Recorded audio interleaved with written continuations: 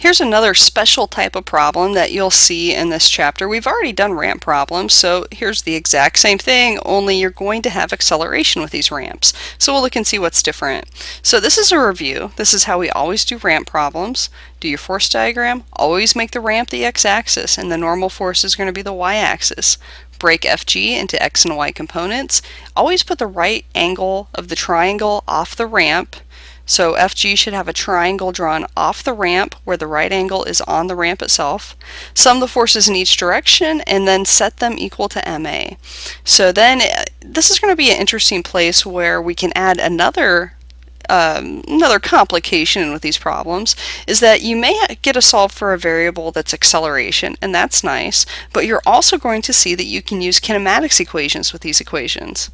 Oh, happy day. So instead of just doing F equals ma, you may also have to solve for velocity or time or something like that. So here's how you do this. You have option 1 or option 2. If they give you enough information to do F equals ma, you'll solve for acceleration and then use a kinematics equation to solve for one of the other variables, or they may give you the kinematics variables to begin with and use those to solve for acceleration, and then you can use F equals ma to solve for net force. So it depends on which variables they give you and which they ask you for, but either way, the connecting variable is acceleration. So you always solve for acceleration first with whichever variables you are able to. So here's classic ramp problem. So we've got 5 kilogram block on a ramp at a 20-degree angle, and conveniently this one is frictionless. So first thing we'll do is draw our force diagram. So it looks like that. So we've got normal force that's going to be perpendicular to the ramp, gravity force straight down. Here's our lovely triangle.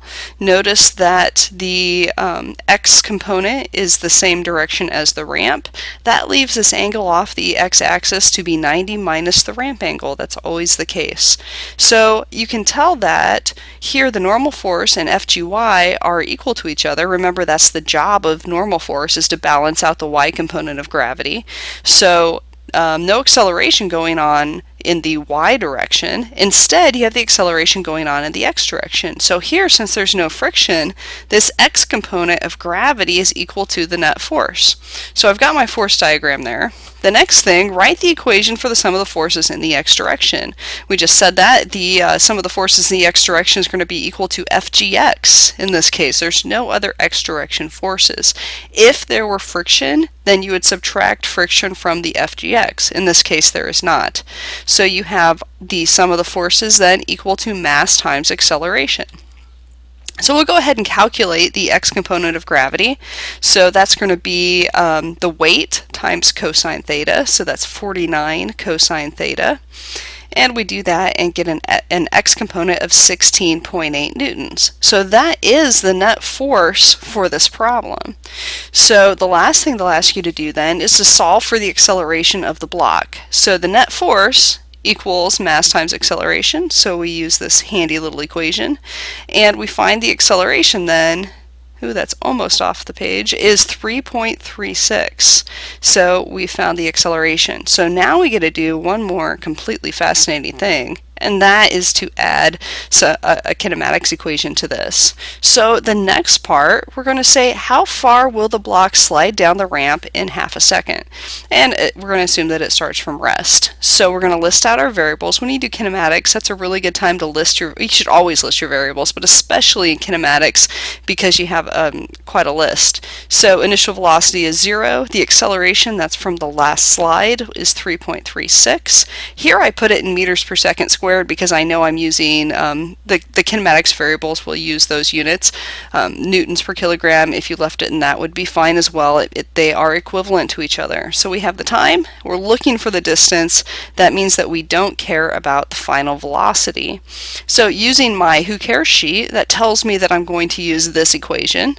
Now all I have to do is put the numbers in and solve. So that's kind of an intermediate step. I've got 0 times t, so that's going to be 0. And then I put that all in my calculator and I find a distance of 0.42 meters. So that's how you use a kinematics equation in with a problem involving the acceleration due to an unbalanced force. So it's really not hard, it's just one extra step. You should already know how to do that. So here's an example of when there's friction included. And I already explained what you would do differently, but just so you have a chance to see this. So part F, boy, this is multi-part. Let's find the acceleration if there's 10 newtons of friction. Well, the only thing we do different then is we have the plus Fk in the equation. So we'll have our net force that we solved for previously minus 10 newtons equals the mass times acceleration. And we do that and we get the net force and the acceleration, and it should make sense that you would have less acceleration when there is friction. So that's what you would do differently if you have friction in a problem. Otherwise, it's exactly the same. That's it for ramp problems. So it's exact same thing you did last chapter, except you have a non-zero net force, and sometimes you can do things with it like the kinematics equation. So if you're still struggling with ramp problems, it's definitely something to come in and get extra help on. It's one of those things, once you get it and it clicks, it shouldn't cause you a whole lot of agony. They're pretty quick to go through once you figure out that they're the same every time and you do the same thing. So that's it for ramps. Let's see what's next.